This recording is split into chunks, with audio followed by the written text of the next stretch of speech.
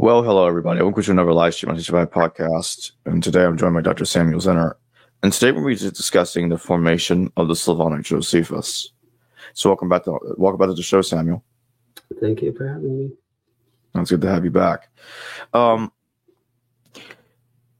those that have not seen our prior discussions on the matter, could you inform the audience as to what exactly is the Slavonic Josephus? It's a medieval Slavonic translation of Josephus, the Jewish Wars. Right? So not the Antiquities, but the Jewish War. Right. So everyone who is interested in Josephus knows that we have various rather late manuscripts of the Greek version, right, of his works. The principal ones being the Jewish War and his later work, the Jewish Antiquities. He composed them in Greek, and they've been copied in Greek. And the Greek, or a Greek version, supposedly of the Jewish Wars, is rendered into Slavonic. As you know, those who are interested in Slavonic religious literature know, right? There's a massive amount of Jewish and Christian, ancient literature, so-called apocrypha, pseudepigrapha, etc., that have been translated into Slavonic from mostly Greek Vorlagen, Greek originals. And in fact, we do have some Jewish pseudepigrapha, ancient pseudepigrapha, and apocryphal or apocalyptic works that only survive in those Slavonic translations. So it's very important. Right? One thinks of like the book of Second Enoch. We do have some Coptic, but it's mostly preserved in that, complete in that Slavonic translation. All right, so there is a Slavonic version, a Slavonic translation of Josephus' Jewish Wars, as I said. However, right, we know from Josephus himself that he had a separate version, right, of his Jewish Wars that he wrote for his people, that is for Jews, right? Because the Greek version that he wrote and has passed on and that we have received, right, through scribal transmission throughout the century and millennia, right, was written for a Greek, Roman, pagan audience, right? But he does refer to the fact that he wrote a version for his own people, right? And so this would have been, most scholars assume in Aramaic, but it could have been in Hebrew. It depends on what one actually believes about the relevance of the use of Hebrew at that time period. But in any case, I'll save the most interesting part for a later part in our discussion. But for now, I'll just say that the Slavonic translation or the Slavonic version of the Jewish Wars of Josephus is presumably translated from some Greek original. And okay, I'll throw a little hint out there that Greek original was not necessarily the Greek text that's come down to us that was written for a Greco-Roman audience. And some scholars are now making the argument that that Slavonic version, which is somewhat interpolated, yes, but that what it ultimately rests on is that version that he wrote for his own people, that is for Jews. So several scholars have studied the Slavonic Josephus have noted interpolations or perhaps Proto-Russian features in there. Could you talk about that? Sure. I would say that what we see the Slavonic Josephus is a multi-tiered process of interpolation. So that is, as far as my study of that source goes, it would appear to me that there was a first phase of interpolations.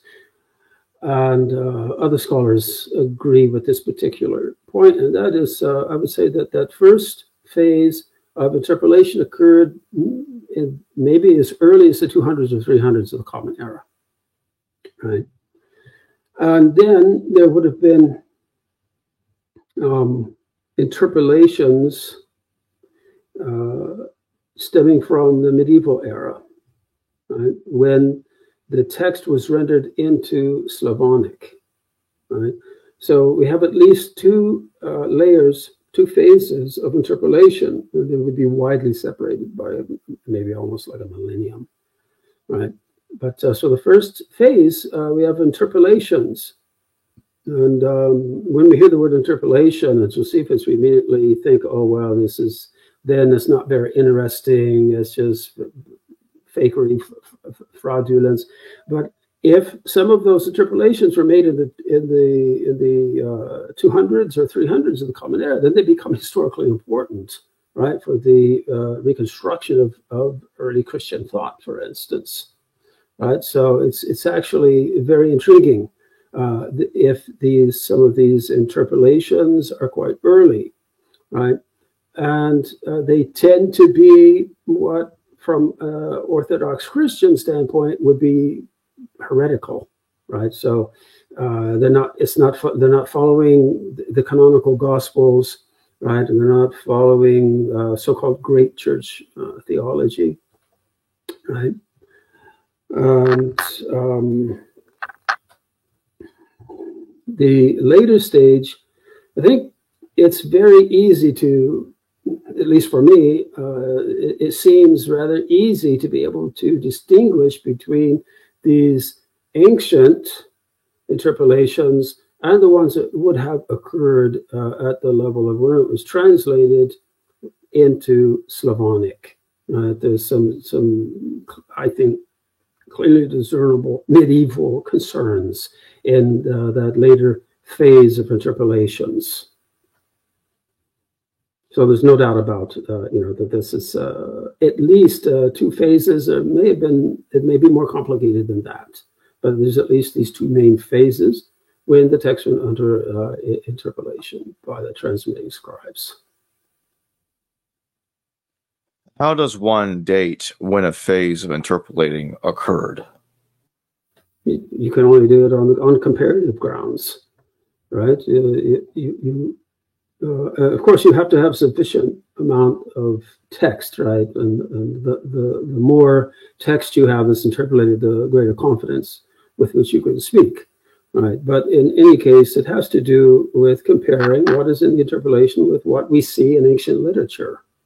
And there's a very interesting example, right? For instance, there's this, let me see if I can find the quote here from the Slavonic Jewish Wars. Yes. Well, first of all, it's been in the news recently, right? The Infancy Gospel of Thomas. All right, chapter 7, verse 4 of the Infancy Gospel of Thomas, right? The teacher of the child Jesus, right, who is an enemy of Jesus and doesn't like Jesus at all, this child Jesus, thinks he's rebellious against humans and against God. So he says, because this child is a great thing, whether a god or an angel or whatever else I might say, I don't know, right? That sounds already can make one think of the Testimonium Flavianum in the Greek, right, if it's not understood correctly. But anyway, because this child is a great thing, whether a god or an angel or whatever else I might say, I don't know. All right, in the Slavonic Josephus, right, we read in the Slavonic Testimonium, I, for one, cannot decide where the truth lies. Again, if an angel or other heavenly being, right, takes form to fulfill a purpose, a divine purpose, or if it's some god, right? So those two passages right, from the Infancy Gospel of Thomas, which is an early text, maybe 2nd century. It gets developed later, of course, right? And that passage of the Slavonic testimonium, or this parallel to the testimonium, right here in there is no testimonium Flavianum is in the Antiquities, right? The Jews, not in the Jewish Wars, but there is a parallel to it in the Slavonic version of the Jewish War, right?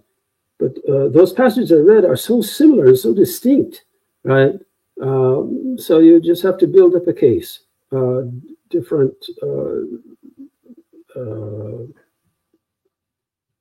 just have to make compile a group of these interpolations and see what kind of theology they're betraying, and through a historical comparative method, you can more or less narrow down what seems to be ancient, right, as opposed to medieval, right. And as I say, some of these concerns are clearly medieval in some of these later interpolations. What is the earliest evidence for the existence of the Slavonic Josephus that we have? Well, these are medieval manuscripts, because it was in the medieval period, right, that the Slavonic scribes basically wanted to compile, a history of the world, you might call it, right? So they had access to an amazing number of sources, ancient Jewish sources and early Christian sources, right? And they begin to render all of these into Slavonic, right? Throughout the medieval period, right? So it's rather late. So, right, granted, right, it's later than some of the Greek manuscripts of Josephus, right? But I mean, this is totally normal to have only later, medieval or even later Renaissance period, copies of ancient works. So it's not all that unusual, right? It's very similar to what we see in the Slavonic translation project in general. I mean, where they translated Second Enoch, the Apocalypse of Abraham, etc., etc., etc. Right? And so Josephus is just one of the plethora of ancient sources that became an object of the Slavonic translation movement of the medieval period.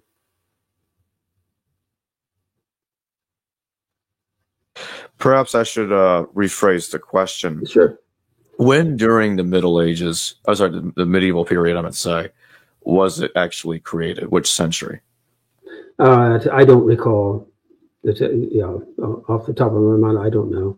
But if you look at the Slavonic translation movement, if you want to call it that, right, you could be talking about anywhere the 9th century, so it could be even before the High Middle Ages, and then into the High Middle Ages and beyond.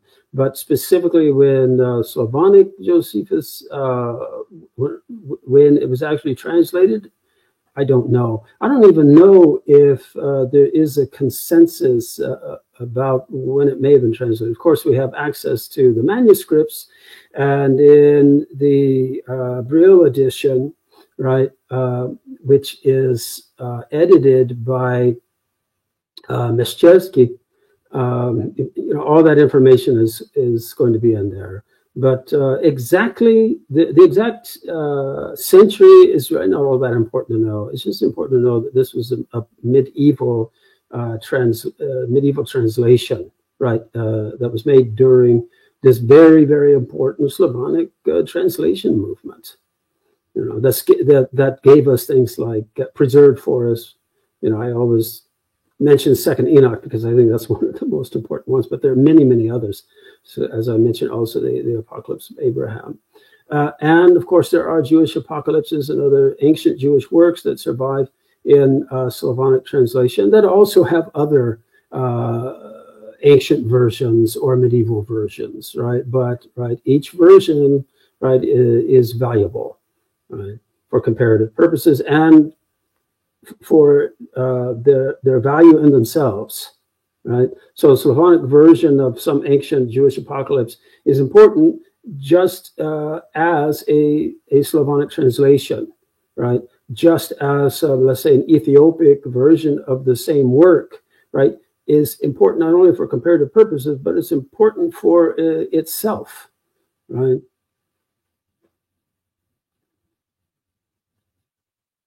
I would now like to shift to the dimensions of Jesus in the Slavonic Josephus. What do you make about those three different mentions of Jesus in the text? One of them being obviously the Testimonium Slavonium, and there's another small mention where the Slavonic Josephus is suggesting that some believe that Herod or Jesus or I think the last one suggested was Vespasian as being the incoming world ruler or Messiah, something like that, or not Messiah, but world ruler, or even a third mention of Jesus that suggests that Jesus predicted the destruction of the temple. Well, right, but we already know from Greek Josephus, right, that Josephus uses this language that Vespasian, was the Messiah prophesied, right, by the Jewish prophets, right, and so to what extent he really believed that, we'll never know, right? So he was having to write to please his new patrons now, right? So sometimes it may be that we see Josephus' true colors sort of like accidentally shine through, I think, both in the Greek and the Slavonic. But anyway, first what we have to notice, or take note of here, I know Robert Van Voorst, right, first of all, he addressed in one of his publications the question of the Slavonic Josephus. And of course, he lambasts Robert Eisler, whose work was the first one to really do theoretical work on Slavonic Josephus back in 1929, I think it was. And Van Voorst, his objection is that, how can Eisler defend the Slavonic Josephus when it's filled with obviously ridiculous, clearly, preposterous Christian interpolations, about the three magi and all of this. But that's, makes one wonder if Van Voorst actually read through Eisler, because, and it's not an easy thing to do, but in any case, because Eisler, in his famous or infamous work on the Slavonic Jesus, clearly rejected passages like that, fanciful, fantastic passages like that, as obvious interpolations. So Eisler never defended, right, the entirety of Slavonic, the historicity of the entirety of the Slavonic Josephus. So that has to be thrown out there, right? So now, working your way to your question, I should note that it surprises some people to learn that Henry Leeming and I believe his daughter Kate Leeming, right, who were the ones who edited the Slavonic manuscripts for the Brill edition of the Slavonic Josephus, which had its main editor. His main editor was N.A. I don't know what the initials stand for, but the Russians have this famous habit of not giving first names. So it's N.A. Meszczerski, right? And Meszczerski in there just, of course, also dismisses any historical worth at all of the Slavonic Josephus. So it would be surprising to a lot of scholars who are not conversant in the subject of Slavonic Josephus, where they learn that Henry Leeming and Kate Leeming both argue that there's a lot that is historical, probably historically accurate, right, in the Slavonic Josephus. And Henry Leeming, back in 2005, in an article in the Slavonic and East European Review, published, I think, sort of a groundbreaking essay on this topic, and he pointed out that the Slavonic Josephus lacks what he calls the Gentile glosses that you find in Greek Josephus, right? So Josephus is writing for a pagan audience. So when he's writing about certain Jewish concepts or Jewish names or tropes, he has these explanations in there given for the sake of non-Jews to understand what these Jewish terms mean, what these Jewish ideas mean, or what was the history of this Jewish historical person, right? All of those are lacking in the Slavonic Josephus. Also, the entire prologue, right,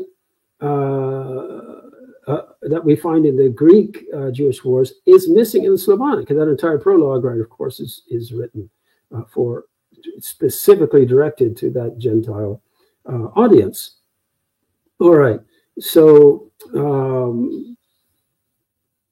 that takes us up to I think the state of the art now. And Kate Leeming, right, a little later in 2016 in the Blackwell companion to Josephus, right, she has a chapter in there defending not everything in the Slavonic Josephus, but a lot of it as being possibly historically accurate. And that in what she means by that, and what I mean by that, is not necessarily the events that are related, but that this could be, right, a reflection of this Semitic language version of Josephus. That's what I mean by historically accurate. So it could be an historically accurate in translation, right, Slavonic translation of this Semitic language version that Josephus wrote of the Jewish wars for his own people that we know about. And again, she points to her father's insight that, you know, the Gentile glosses are absent, right, in the Slavonic Josephus. Right, so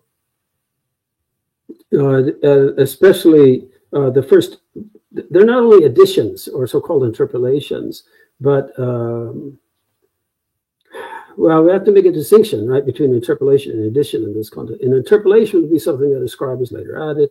An addition would be something merely that doesn't necessarily mean it's an interpolation. It means that it's something that is present in the Slavonic version that is absent from the Greek version, right? And so you could have a deletion. There are also deletions, omissions. There are omissions, right? So there are passages in the Greek Jewish wars that are missing from the Slavonic translation, right? Now, what's interesting about the Slavonic mentions of Jesus, the Slavonic Josephus mention, Slavonic Josephus mentions of Jesus, right, is it betrays a reticence to name Jesus, which is odd, right? But it also depicts Jesus and John the Baptizer, we'll get to that, as a revolutionary. Now, it tries to also water it down. So I think you can see there are it's interpolation, which could be ancient or medieval. I would suspect that it's probably a little bit of both. It was already interpolated in an ancient period to sort of water some of this down, to tone it down. And then this would have been reinforced during the Slavonic translation project. Right. And let me see if I can, I have some quotes here, of course, from Slavonic, at least the translations, right, in the Brill edition. Let's see.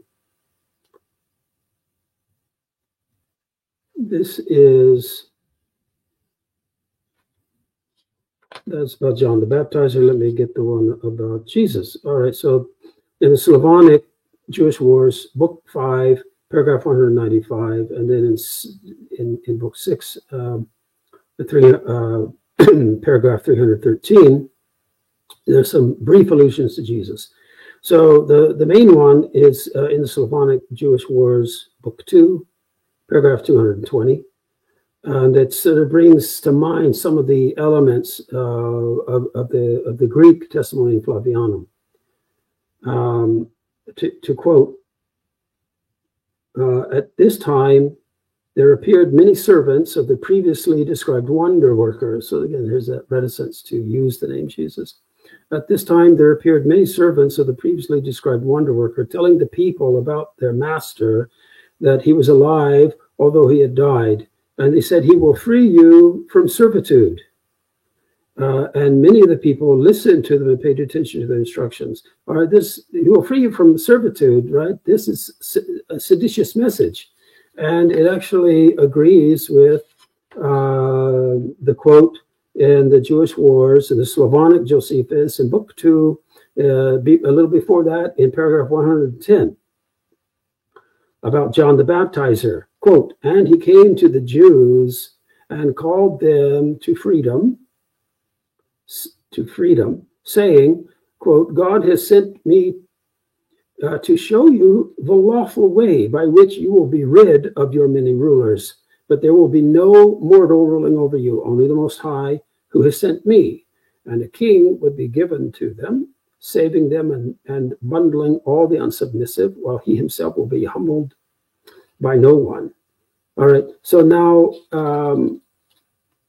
in the Greek Jewish Wars, right, Book 7, paragraph 410, right, Josephus records that it was the Sicarii who taught that Israel, or they will have God as their only Lord. So what's being put into the mouth of John the Baptizer by the Slavonic Josephus is exactly what the Sicarii are, what is described to them in Greek Josephus. Now, actually, if you think about it, and I know this is straying a little bit off your question, but if you think about it, in the Antiquities of the Jews, the Greek version, which is all we have of that,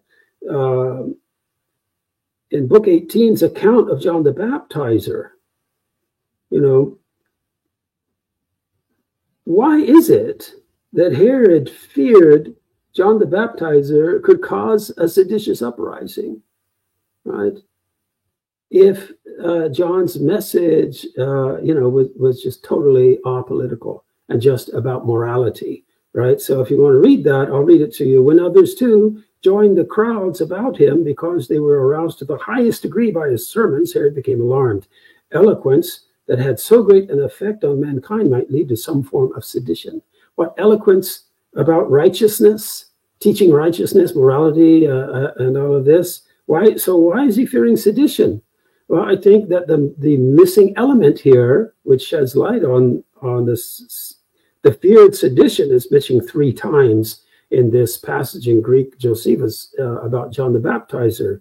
It mentions Herod being fearing John leading, sparking some kind of sedition, uprising, and upheaval. Those are the 3 translations that are given for the terms in Greek. Well, when in fact, right, if he was just teaching about morality and ethics and righteousness, which Josephus says is all he was teaching about, why would Herod be fearing this kind of sedition? Well, if what we read in the Slavonic Josephus put into the very mouth of John the Baptizer was really what John the Baptizer was preaching, right? And so then we can speculate here that why then in the Greek Josephus would Josephus omit, right, painting John the Baptizer as some seditious person, right? But what's interesting about that point is that we know that Josephus constantly says, right, but he didn't like any of those seditious prophets or false messiahs, right, that he writes about. But Josephus probably originally approved of them, right, before he was captured by the Romans and saved his life, went on to the side of the Romans. So maybe intentionally or unintentionally, we see deep feelings of Josephus buried through the years, like coming out, right? So he actually paints John the Baptizer, who was just as seditious as all the others and died for it, right? But he paints him as a non-seditious person, right? It's just, oh, he taught about righteousness and morality. But anyway, so the Slavonic Josephus is clearly portraying John the Baptizer and the Jesus passages you mentioned as a rebel, as politically seditious, right? And so I don't see how anyone could explain that as being a Christian interpolation. From the very beginning of the Christian movement, and you see it in the Gospels, right? They did everything. They've always done everything to try to prove and argue that Jesus was by no means guilty, right, of the acts for which he was executed. One would be executed for sedition, right? But so it's always said that these were false charges. But here in the Slavonic Josephus, they're not false charges. They're what he was actually teaching, was actually saying, and the same for John the Baptizer. I don't see any way these could be Christian interpolations. Right? I think the best way to understand these historically would be that, yeah, this reflects ultimately the Semitic language edition of Josephus, which he wrote to his own people, right? And so there was a little bit more that he did not hold back on. Right.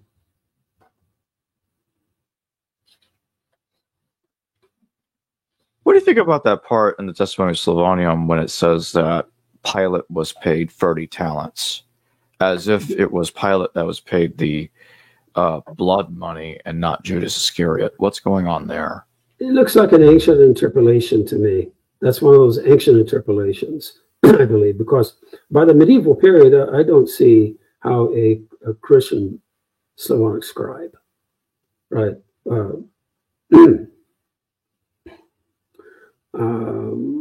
right, would not just tell the standard story, which would then involve Judas Iscariot being paid, right, the money, right? So that to me looks like it's an ancient interpolation, maybe from the 200s, 300s, and it could very well have been amplified at the medieval stage during the time of the Slavonic translation. This is one of the clear interpolations to the text. Again, my interpretation being that of Leeming, the two Leemings, right? I don't think Henry Leeming is still alive, but anyway, Kate Leeming is still around and publishing. Is that there are some passages that are clearly cannot be explained as Christian interpolations, right? These pictures of Jesus and John the Baptizer as seditious rebels, and then, so when you come across passages such as you mentioned, which are obviously not authentic, right, then, right, you have to explain these as either early or late, that is, ancient or medieval Christian interpolations, or, as I say, an ancient interpolation beefed up, right, and interpolated further and changed further in the medieval period. But we could go on and on and on about some of those interpolated passages, and they're simply, of course, not historical and not from Josephus. So do you think that based on the Slavonic Josephus even mentioning Jesus in any capacity, you would say that the original text most likely did mention Jesus in the, I guess, the Aramaic edition of the Wars of the Jews in some capacity? Absolutely. Absolutely. How else are you going to explain the depiction of Jesus and John the Baptizer, as I said, as seditious rebels? It's as simple as that. So, yes, I think the best explanation would then be that in this Semitic language, edition of Josephus of the Jewish Wars, which, as you know, is decades earlier than the Antiquities, right? So is already mentioning Jesus and as a seditious rebel, right? So again, it's still, let's say, if that's so, if the Semitic language edition of the Jewish Wars, right, which is somewhere around the 70s, right, the 70s, right after the Jewish War ended, right. Then you have a rather early mention of the historical Jesus in there as a seditious rebel, right. Now, it doesn't prove that he was a historical figure who actually lived, but to me, being trained in historical methodology, it sure points in that direction. I mean, that's it's even much more powerful evidence than the testimony of Flavianum that we have in Greek, which because it comes from decades later, right? But here we have something, within a decade of the end of the Jewish War, mentioning Jesus as a seditious rebel, along with a whole host of others that we know about, that we learn from Josephus, right? So it sure points in the direction of this character being his historical figure. Actually, I think. Why not? Right? Why not? And would you also say that part in the Slavonic Josephus that talks about the resurrection of Lazarus is also an interpolation? Yes, absolutely. That's either, again, an ancient interpolation, or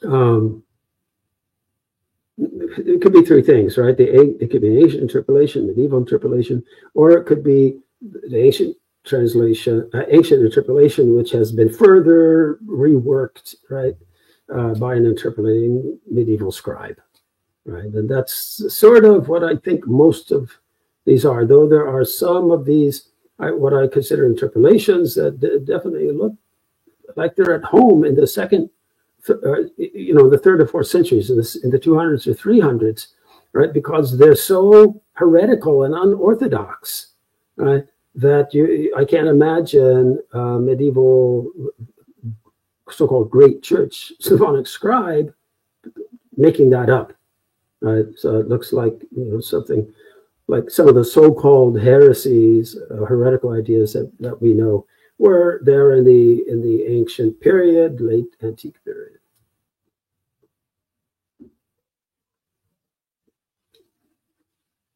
But of course, I can't prove, this point that Jesus was mentioned in the Semitic language edition of the Jewish War, right? But I think that a strong argument can be made for that, and if that's so, then this is some, I think, very strong evidence, right, for an historical Jesus.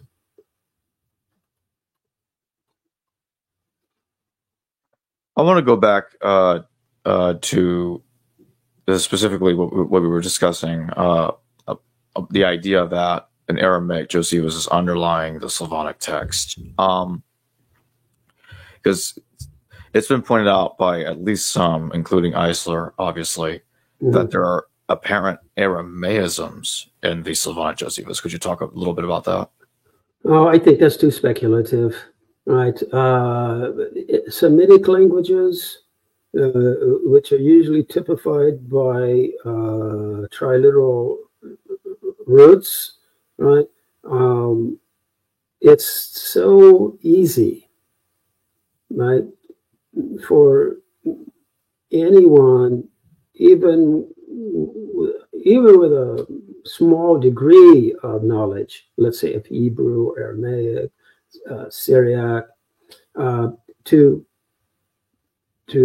retro-translate something, forget if it actually was originally let's say a Greek text, for instance, or Slavonic text, right, was translated from some Semitic language. But it's so easy to find what look like they could be Aramaisms or Hebraisms.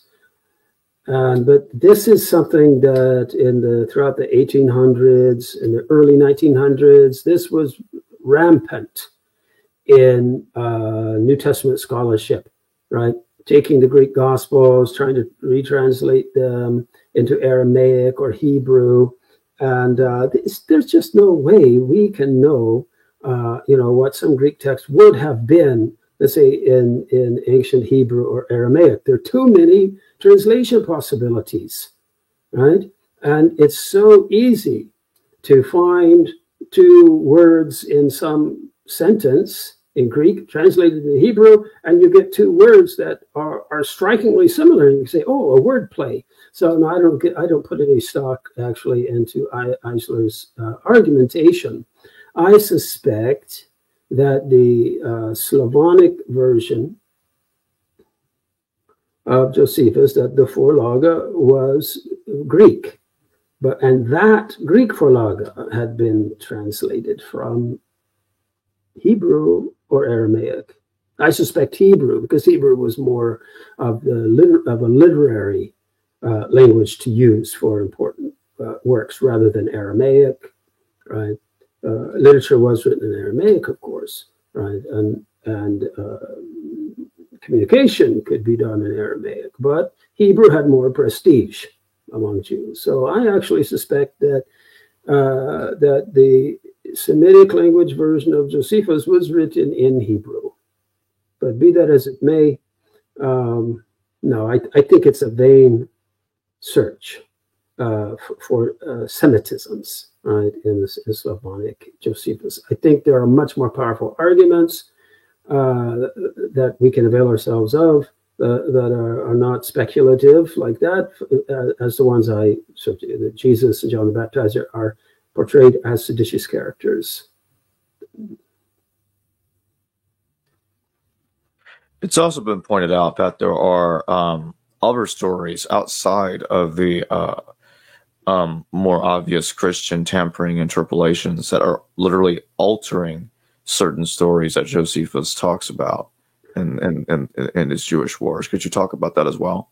Oh yeah, one of the most important ones there is a story, the story about Poia, right? This Jew, and there's no parallel to it in the Greek Josephus, right? So it was something that was only of interest to his Jewish audience. In his mind, it would only interest his Jewish audience. There is zero reason to suspect that a Christian, either ancient or medieval, would have invented that story and put it. What? It has nothing to do with any Christian concerns. Right? It again has all the appearances of something that would have been in a Semitic language version, right, of Josephus' Jewish Wars, that was never and intentionally never included in his Greek version. Right? So we have many examples of that. So that's and these are called additions, as I told you. In other words, something in the Slavonic that is absent from the Greek Josephus, but that is the best example of those what we call Slavonic additions, right? And it looks really has all the appearances of something that comes from Josephus. It's just simply absent from the version that he wrote for a pagan audience. Greek-speaking, Roman-speaking, and it's in there. I believe it was in there in the Hebrew or Aramaic version of the Jewish Wars. Can you tell us a little bit more about that story? Like, what was the story that Josephus was trying to convey to his Jewish audience? It was just all about that whole work is about the Jewish Wars. So it's just about the exploits of a Jew during the war. And so why would a Christian scribe, ancient or modern, invent a long story, like that, right? Which we find some other examples like that in Slavonic Josephus, where it's just simply telling another story, right? Either from the lead up to or during the actual war itself of the either misdeeds of Jews or the heroic virtues of Jews. So you tell me, why? It's not impossible, but it seems to me quite improbable that those are just, extended stories invented by Christian scribes. Where we know Christian scribes did interpolate, it's clearly, a Christian material, or Christian ideas, right? Just the silly story of the three magi, right? That we know from the Gospel of Matthew, which is there in the Slavonic Josephus. So these interpolations from the Christian scribes are, all about, occur in places about Jesus, right? Or stories about Jesus, right? Somehow related, like the three magi. I think it's one of the easier issues to work one's way through in dealing with Slavonic Jesus, Slavonic Josephus, right? Actually.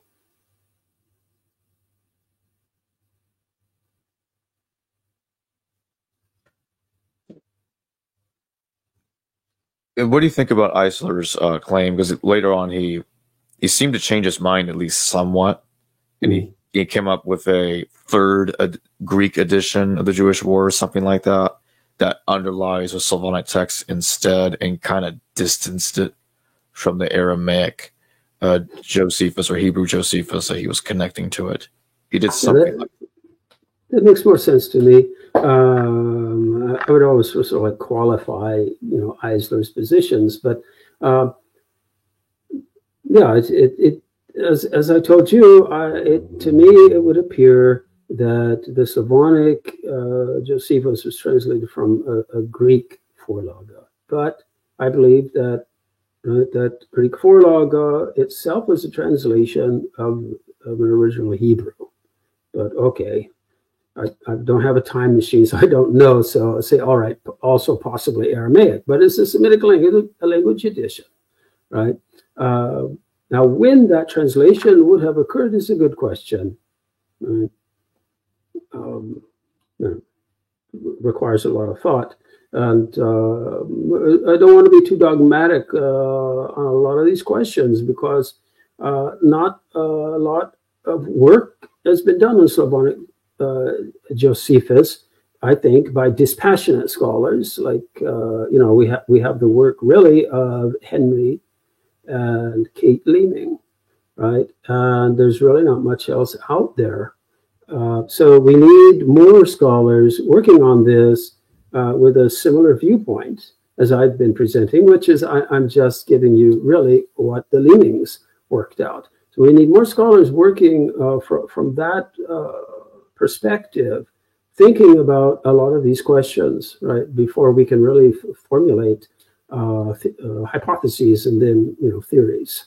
Right? So I'm the last one to be dogmatic and get all bent out of shape, over the possibilities at this point. And I think we could emphasize what Kate Leeming does, and that is the Slavonic Josephus is so complicated, multi-tiered, that we really need humility, scholarly humility, when we approach that text, when it comes to trying to figure it out and develop theories. A lot of humility is called for.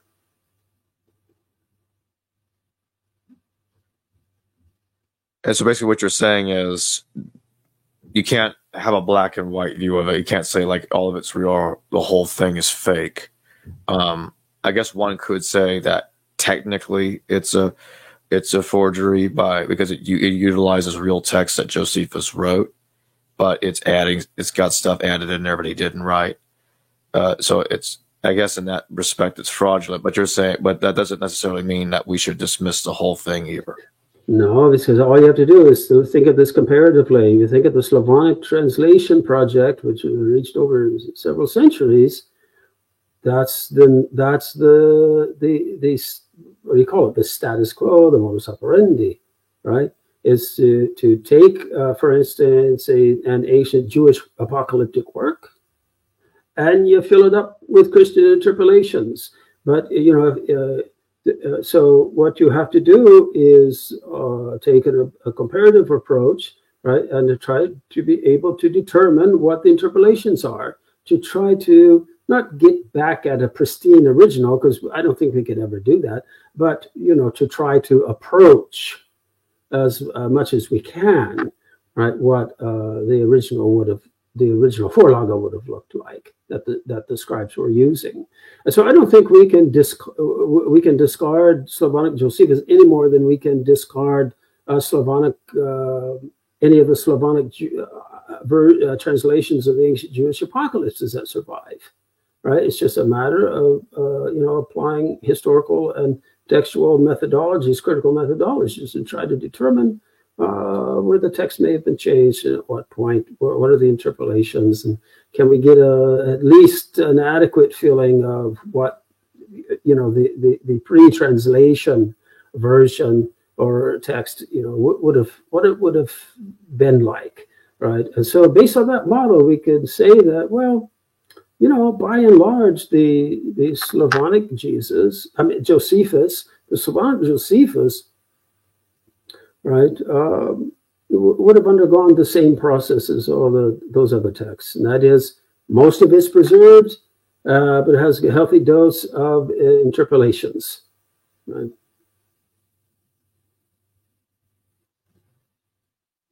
In general, how many interpolations are we talking about? Has it been severely interpolated much more than we've discussed? My sense of it, I haven't read through the entire Slavonic version, to be honest. But what I have done is, of course, I've read through much of it. But what I'd concentrated on was just those passages, right, where we have parallels, right, between the Greek and the Slavonic, right, and where there are interesting divergences, right. So, right, and so when you look at it that way, I would say, that the most severe interpolations actually, I think, do occur in those passages about Jesus, and so to me, that really looks like Christian scribes in the ancient period and in the medieval period were very keen to add to the text, right? To water down things they didn't like, some things that they'd read about Jesus being seditious, right? Because there's that passage of Slavonic Josephus where it basically portrays Jesus as seditious. And then it says that, these people wanted Jesus to go in, like a rebel, but he did not want to, he says. So that sounds like a later addition to me. Very possibly. Don't know for sure, but very possibly. That seems to be like a toning it down, watering it down. Because what do you do with the other passages where he's clearly saying things that are seditious, and also the passage about what his disciples teach is that, right, he's going to free you from, he's going to give you freedom, and it's clearly he's talking about political freedom, right?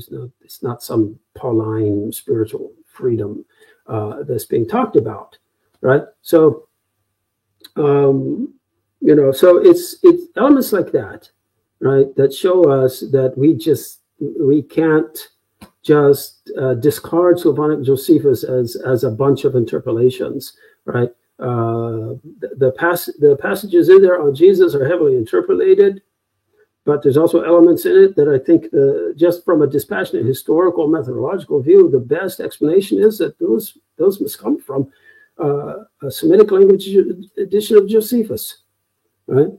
And you have,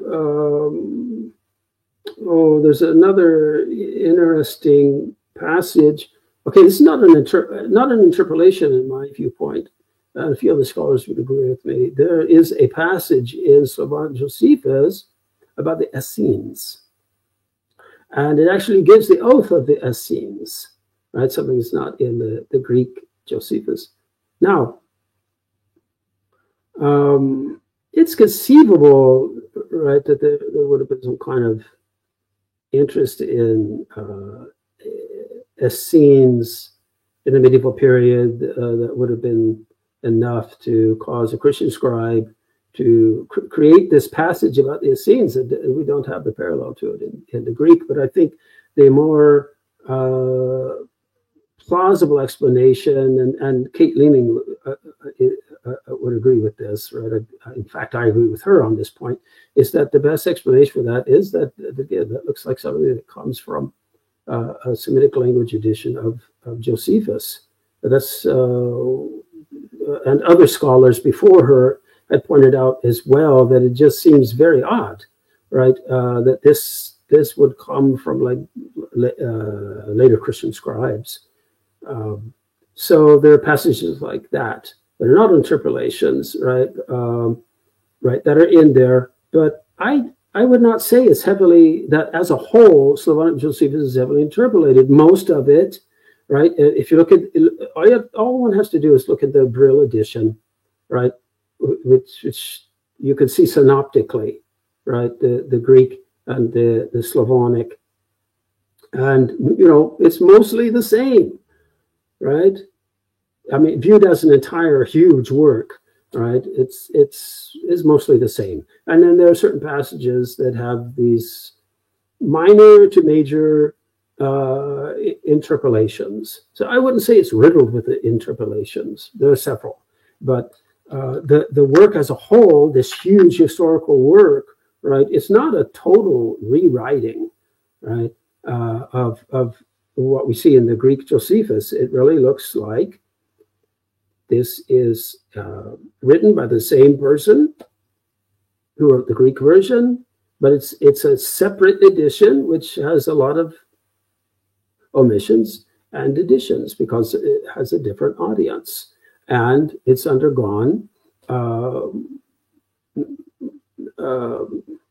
number of interpolations in places which would have been of particular concern to ancient and medieval Christian scribes.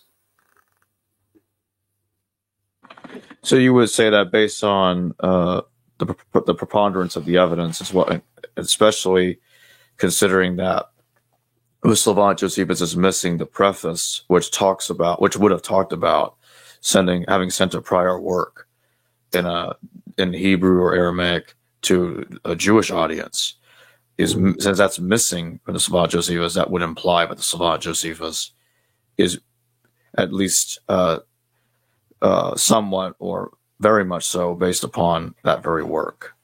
Yeah, and as the Leemings pointed out, the Gentile glosses are also absent, right? All these shorter things, like, you see that sometimes, like the audience here will probably know of things like in the Gospel of John, which is written in Greek, right? He says things like, and then he said rabbi, which means teacher, right? So he gives a translation for the Greek readers who don't know what the Hebrew or Aramaic rabbi means, right? So we have a lot of those types of glosses in the Greek Josephus. They put in there to explain Jewish terms, Jewish ideas, Jewish tropes to this non-Jewish reading audience. Those are not in the Slavonic Josephus. It's an extremely intriguing phenomenon. And I think it has its best explanation in the model that the Leemings developed.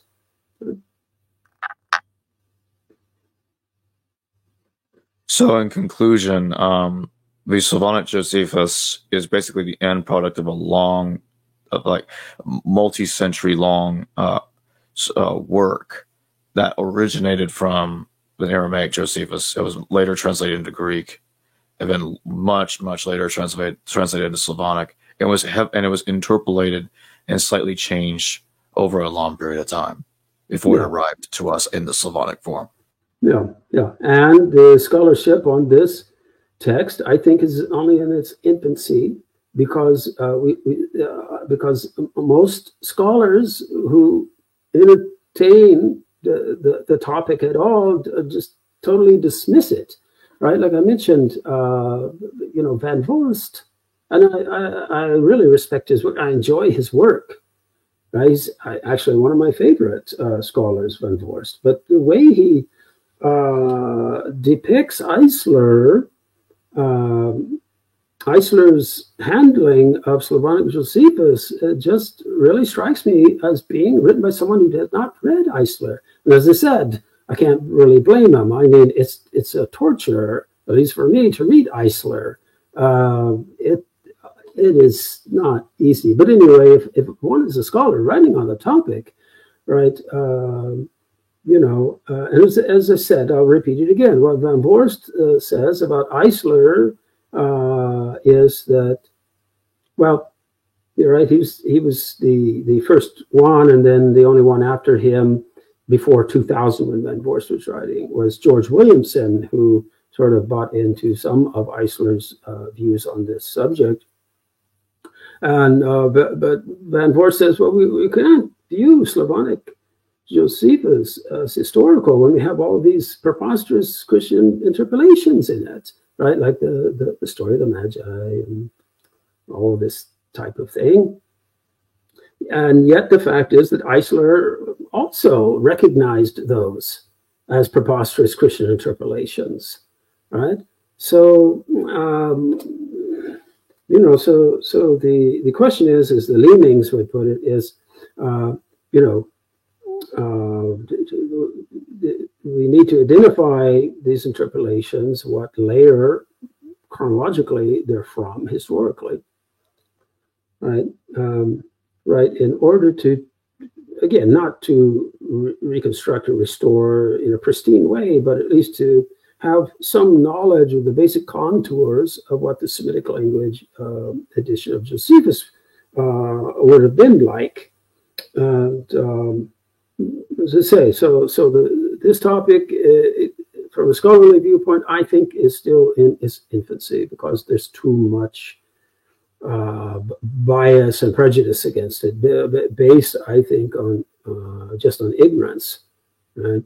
And one can only hope that Kate Leeming's 2016 chapter in the Blackwell Companion to Josephus, right, that this is going to inspire more scholarly work on Slavonic Josephus, right? And so what we need is to comb through Slavonic Josephus, but to do it this time in a much more critical way than Eisler did. Well, thank you for joining me today, Samuel Zinner. It's always my pleasure, Jacob. Pleasure's all mine. Hello viewers, thanks for watching this video from the History Valley YouTube channel. Please don't forget to subscribe and hit the notification bell. And if any of you wish to further support this channel, please consider checking out this channel's Patreon page and becoming a patron. And or donate through PayPal or through Super Chat during your live stream. Thank you.